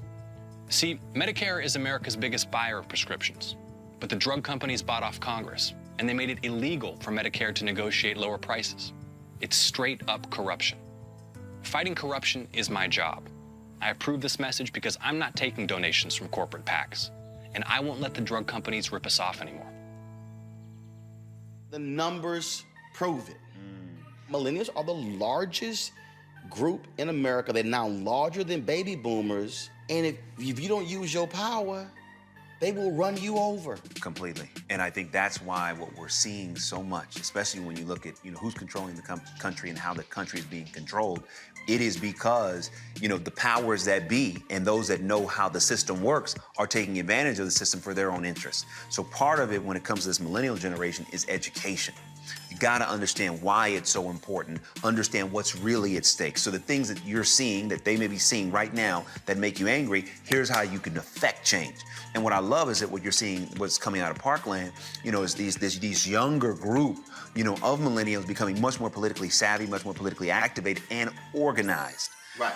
Organization is key. It's like, an ant by itself can't do anything, but ants working together, can do things well beyond their own capacity. And I think the same thing goes for this younger generation to become united and activized on what's happening. And what I love what you're seeing right now is that when you look at a Taylor Swift, right, or you look at a Rihanna, or you look at those like a Kerry Washington, this generation, which gets so much inspiration from entertainment, this generation is influenced. I mean, every generation has their influence. Yep. But I would argue, by and large, when you talk about Harry Belafonte, or you talk about, how it was, in the 60s, 70s, and even 80s, there was, you had the entertainers, you had the church, you had the activists. In our day and time, the church is somewhat losing its influence. Entertainment influence is growing. The activists are losing their influence. So where do most, this younger generation go? They go to entertainment. And so the influencers' entertainment can actually move the needle. And when you see people become active, I love how this younger group of people are saying, wait a minute, we don't like what just happened with Kavanaugh. We're going to do something about it. We don't like the fact that there's no gun control. We're going to do something about it. And I do think that as tragic as these events are, they are becoming more galvanizing to get this younger group of voters, which is so influential, to get out and do what we know they can do, which is to help move the needle in a massive way.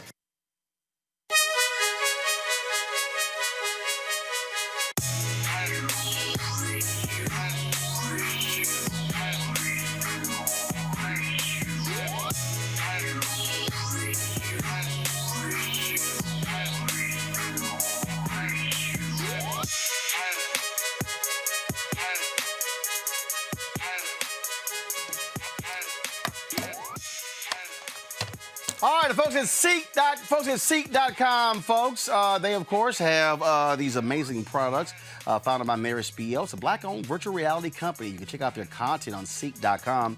They have these amazing VR headsets right here. These headsets allow folks to be able, of course, to watch the virtual reality content, drop your phone right into the slot, put this headset on. You can actually be literally in the room where the video was shot. And also, of course, they have their headset here.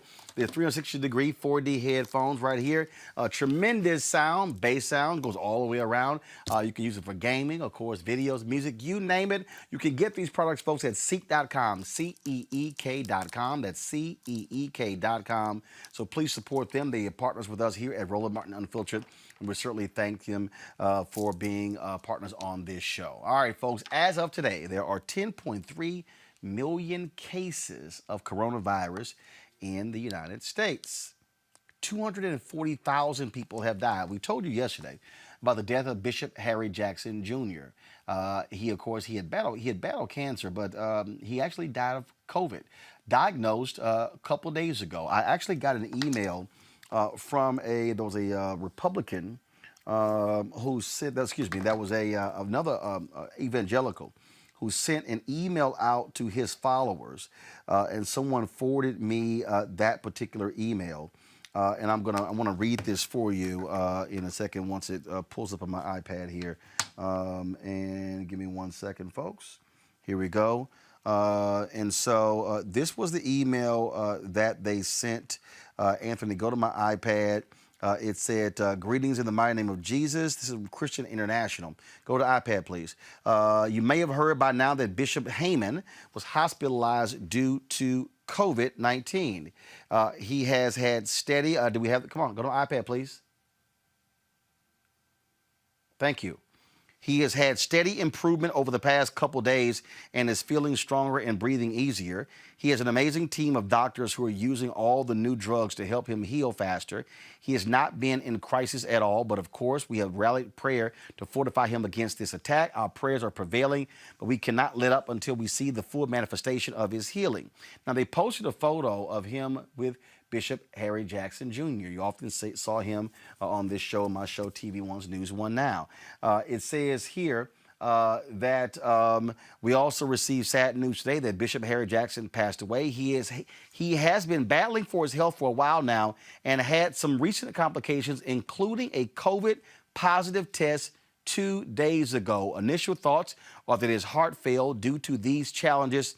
Please be praying for his new wife, his family, and his church. He was a true general in the body of Christ and will be dearly missed. And he also, of course, was one of Trump's supporters. He was a evangelical supporting him.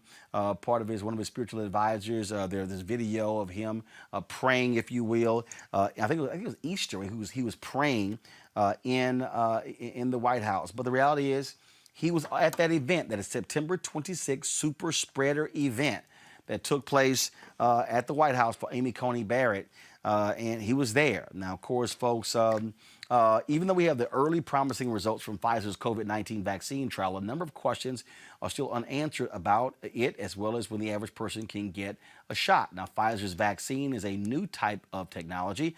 Joining us now is infectious disease specialist, Dr. Alexia Gaffney. Doc, glad to have you back on Roland Martin Unfiltered. Tell us what you know about this particular vaccine. Pfizer announced 90% effective rate. They think they'll be able to have a massive number of dosages in 2021. Just your thoughts on it thus far. So the vaccine is an mRNA vaccine, which is not how we typically produce vaccines. So what this vaccine does when a patient is injected with this mRNA, it is basically the blueprint that the body needs to make a particular protein. So our body's cells will make what is equivalent to the spike protein that is on the surface of the coronavirus. And in response to the presence of this abnormal protein, the body's immune system will then begin to make antibodies, which is how our body fights infections, as well as produce possibly T cells, so the types of white blood cells that tell our body, hey, there's a foreign invader here. And that, according to this initial data from Pfizer, has shown efficacy rates of at or above 90% in their very preliminary clinical trials. What does that mean? Does it mean that do you take this before you get COVID, or do you take it after you've contracted COVID?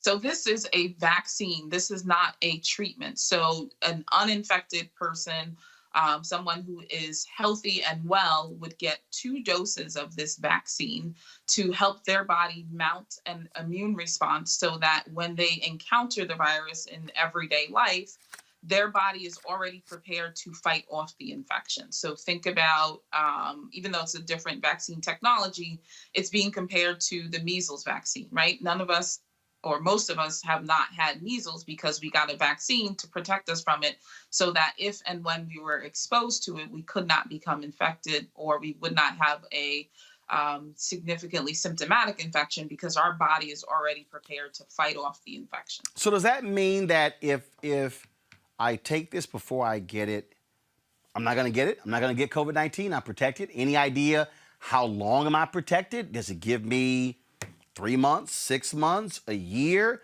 Do I have to keep taking it once a month? Do we know anything?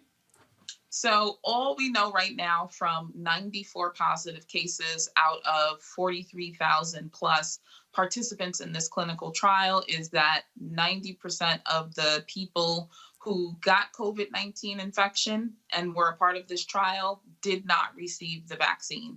So all we could say is that hopefully the 90% will hold true once. Hold on. You said did not receive the vaccine, meaning did not contract COVID.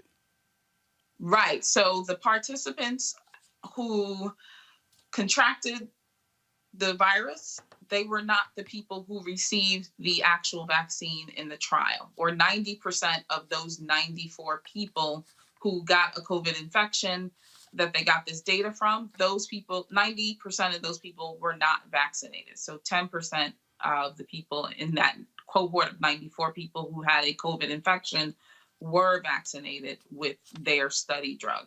So the initial data is hopefully what we'll see when the population at large is vaccinated, that we'll continue to see 90% efficacy, although that those numbers may change as we look at a larger sample of people in the trial and as we start to get vaccine out to the general population.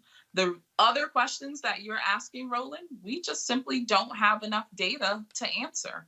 The information was released Sunday based on an independent review of this Pfizer study. And so as we received the information, the folks at Pfizer were receiving the information, but they can't yet tell us, how long the immunity will last. So they are planning to follow their study cohort for 2 years. And over that 2-year time, we will get more information as we go. But we don't know how long the efficacy will last because the trial has not gone on long enough to prove that. What we know right now is that people who receive the vaccine will need 2 doses of the vaccine.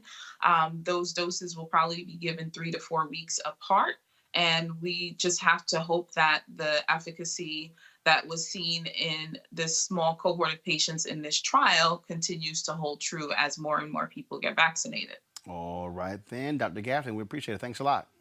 Absolutely. Thanks for having me on, Roland.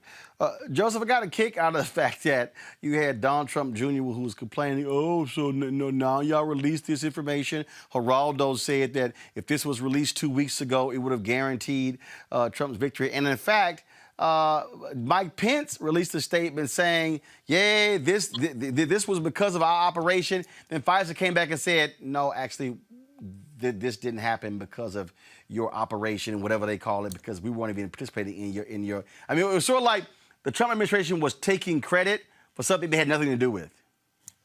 Well, look, it was a 2-part thing, right? So it's like they weren't necessarily a part of Warp Speed, but then the contract that they were actually given, that had the funds allocated for, came out of Warp Speed. Look, it's a mixed bag. I think, again, to the point that's been beaten home today, is that obviously when it comes to the Trump administration, it's very difficult to know what to take seriously and what not to take seriously. I think to our point, I mean, one of the things that I would like to know more about this Pfizer case, obviously early on your show this year, you had the presidents of Xavier and Dillard come on talking about the fact that we had African-Americans who were underrepresented in some of these studies. And so, again, what is the efficacy as it relates to people of color? What are the issues that we're going to be dealing with as it pertains to, is this going to be approved for Black people to take? Is this going to be approved for women to take? Obviously, there are certain drugs, blood pressure medications and the like, that they have certain restrictions because there weren't enough people in these cohorts. Or those are the types of things that hopefully we can get to come out of this and get out of such of a Trump-centric approach to a global health crisis that's impacted too many lives. Well, and look, what we're dealing with, Julian, here is the reality that, we are used to them lying, taking credit for things that they had nothing to do with. But bottom line is we kind of got a reason not to trust them because they kind of been lying a lot. I mean, everybody has bleach in their kitchen. So, I mean, if we believe them, everybody would have shot up bleach. So, just saying. But, Roland, the thing that the doctor pointed out, 94 cases is a very small number of cases with COVID. We really need to see a lot more information. And then there's the issue of distribution. From what I understand, this vaccination will have to be kept somewhere way below freezing. I forgot how many degrees. It's way below freezing. And most places do not have the capacity for that level of coldness. So are we going to have to develop refrigerated trucks or something, very refrigerated trucks, to get this out? Dr. Fauci was on CNN today, and he basically said he'd expect the vaccinations to get out really until April, except for extreme cases or people who are at special risk. So this is good news for Pfizer. It's good news for us, for America. Joseph has raised a very good point about efficacy for Black folks. And Fauci today talked about older people as well. But we don't know whether this is going to be good for older people.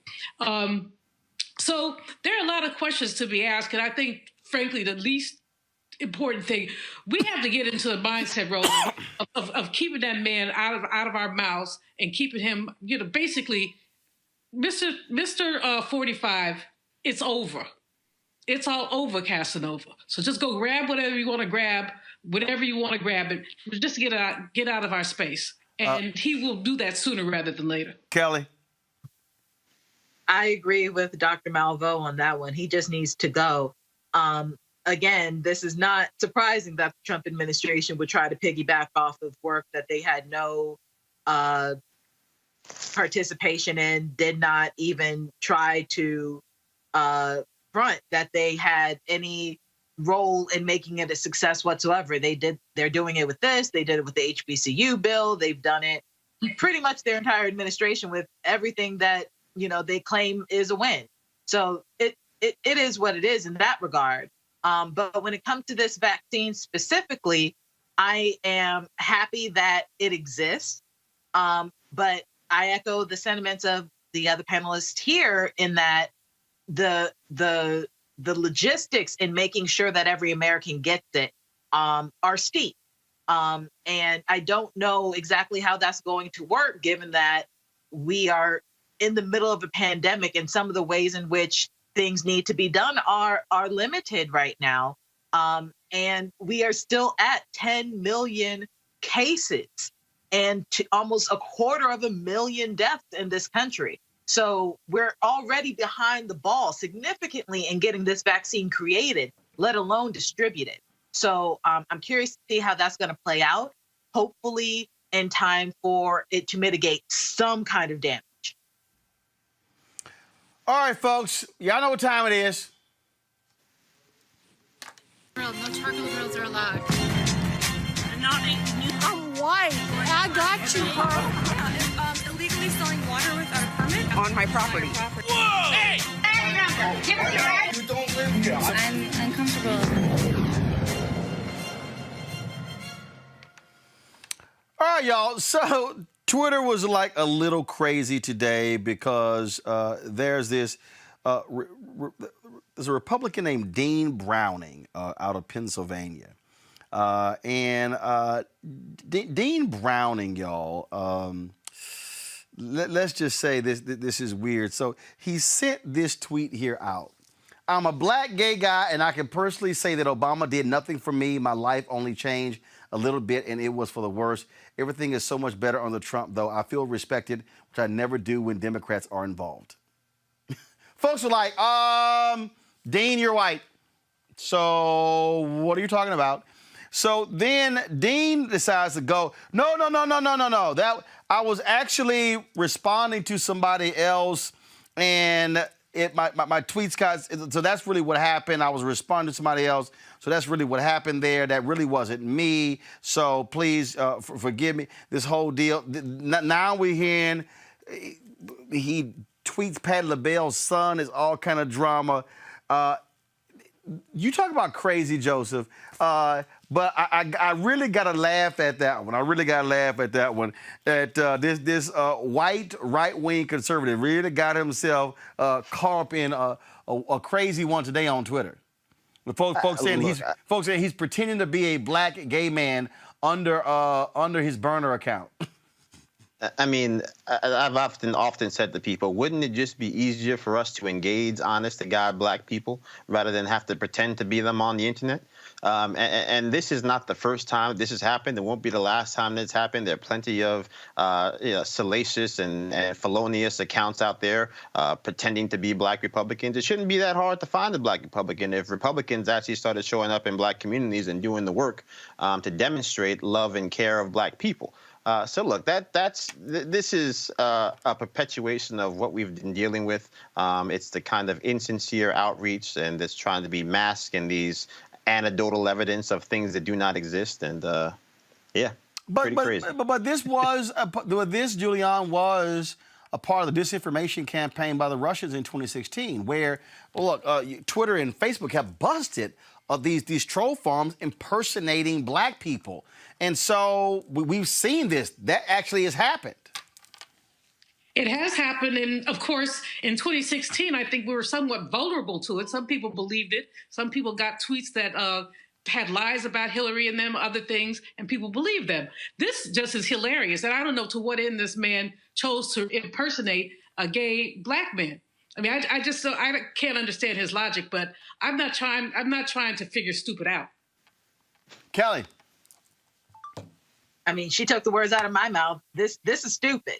This is absolutely stupid. It's like what happens when you try to be, what is that lady's name? Who pretended to be black to be in the NAACP? Oh, the girl out in I know. You know who I'm talking out about. there in Seattle. Yeah, we don't really care. Go ahead. I mean, it's like a Twitter version of that, only it happened in Rachel Dolezal. Dolezal, thank you. But it's like a Twitter version of Dolezal, only in a very small fraction of the time. We caught it in time for not a whole lot of damage to be done. But this is really dumb. And it's actually like a recurring pattern. Outside of Russia using bots portraying to be black people, there are actually white people out there with fake black people accounts to act like black people, purporting to be Trump supporters, purporting to be anti-black and embracing white supremacy and stuff. So this, again, I've been saying this all day on your show. This isn't surprising to me. It's just sad. It's really, really pathetic that people think that they can keep doing this without, and get away with it. Well, we do have to understand, look, misinformation has been targeted at black people, and it has been effective, especially with black men. Panel, I certainly appreciate it. Joseph, Julian, and Kelly, thank you so very much. Hey, folks, if y'all want to join our Bring the Funk fan club, please support what we do. Let me give a shout out. These are folks that actually sent in checks and money orders today. Tony Lund, thank you so much. Charlene Logan, Kevin Jackson, Mr. and Mrs. Gary A. Lloyd Sr., Sidney Scott Jr., Shonda Yvette Scott, Anthony Thomas. Let's see, Sherman Henderson, Robert T. Wallace, Renee Yancey, John McMillan, and Vivian Smith. Folks, we thank all of you. Sherman, drop us a note. You are doing a good job. I hope this will help to get your live truck. Sherman, we working on that, trust me. We love you, Roland. Keep up the great reporting. Keep us informed. That's Gary Lloyd from Monroe, Louisiana. I think, let's see, Mr. Martin, you're doing a marvelous job. I appreciate it. Thank you, Roland, for your show. I have learned so much. I was born in 1959 during Jim Crow days, and I saw with my parents making plans when it was time to vote. I would always ask my parents, why do we have to sit on the back of the bus? Why does it say colored only? Why did they kill or shoot those people? Learning about my rights as a black man in this country is very important to me. Learning about how the elections work from local to the White House is truly educational. Even reading and researching all the candidates on your ballots, knowing how to track your ballot, understanding your right to vote, understanding the Senate and House of Representatives, learning what the midterms are all about. So I said to myself, if I can support Democratic Party with the little money I have, I can surely support my brother, Roland Martin. Man, I certainly appreciate that. Thank you so very much, folks. That's the impact we are having with this show. Y'all can support us. We probably are moving close to 14,000 fans. Our goal by the end of the year is to have 20,000 of our fans supporting this show. Nearly 8,000 of y'all are on YouTube today. If y'all are on YouTube, you can give right there on YouTube, joining our Bring the Funk fan club. Our Cash App is $RM Unfiltered, PayPal.me/R Martin Unfiltered, Venmo.com/RM Unfiltered. You can also send a money order to New Vision Media Inc., NU Vision Media Inc., 1625 K Street Northwest, Suite 400, Washington, D.C., 2006. Folks, that's important because we are gearing up for Georgia. Pull the lower third up, please. You saw it during the show. We're going to have this running through December 7th. That is the runoff. The deadline to register for the runoff on Georgia is December 7th. Go to iwillvote.com. Go to vote.org to actually register. Even if you did not vote in the general election, you can still vote in the runoff. We're going to be spend lots of time in Georgia. That's why your dollars will support us in what we do. And so we certainly appreciate that. And one of the things that, and again, I share with y'all this all the time because I want you to understand what it is we're trying to do. So I told you about the streaming system that we got. And so y'all remember on election night, we were trying to go live to the folks down at Black Lives Matter Plaza, and we were having problems going live. Well, part of the problem is because there were so many people and other folks streaming. And so what we're doing is we saw that was a problem. We reached out to the company here. They have a thing called LiveView Extender. Go to my iPad, please. They have a thing called LiveView Extender. You will see that it's mounted on top of trucks. You see that right here on a vehicle, but you can also put it on the tripod where you're broadcasting from, and you see it right here. Well, that's $12,000. We're going to get one of those. So that way, when we're out in rural places in Georgia, if we're actually in congested places in the city and lots of people, we're gonna be able to get our signal out to be able to broadcast the show and live stream. Again, that's $12,000. So what we are doing, so when I tell y'all that we are serious about this and what we're doing, how we're building, how we're doing things, that's exactly what we're doing. We're sitting here, in the studio right now. We made lots of improvements here. I think, Anthony, you can even switch. Hold on, let me do this here. You can switch this here so you see, folks. Normally we have it, so go to my iPad so you see. We've got all these monitors right here, folks. That is, of course, the live feed. That's the program feed in the center. We're able to watch other networks when we're actually live on the show. You see all the lighting system we put in. All of these things are happening. That's what your dollars go to support. So please join our fan club right here on Roland Martin Unfiltered. And don't forget, you can also listen to our podcast on the iHeart Radio app. All right, folks, I got to go. I'll see you guys tomorrow on Roland Martin Unfiltered. Don't forget, subscribe to our YouTube channel. We are at 600 and where are we right now? 671,000 subscribers, 4,000 away from 675,000. If you watch our YouTube channel and don't subscribe, go ahead and click the subscribe button and click the bell so you can turn on your notifications. And when we go live, you'll know it. All right, y'all. I'll see y'all tomorrow.